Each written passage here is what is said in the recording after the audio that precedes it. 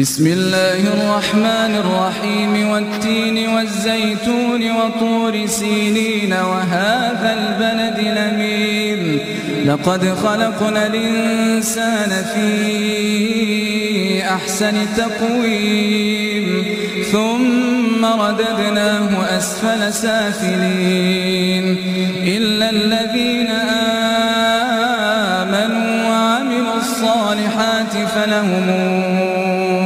أجر غير ممنون فما يكذبك بعد بالدين أليس الله بأحكم الحاكمين بسم الله الرحمن الرحيم اقرأ باسم ربك الذي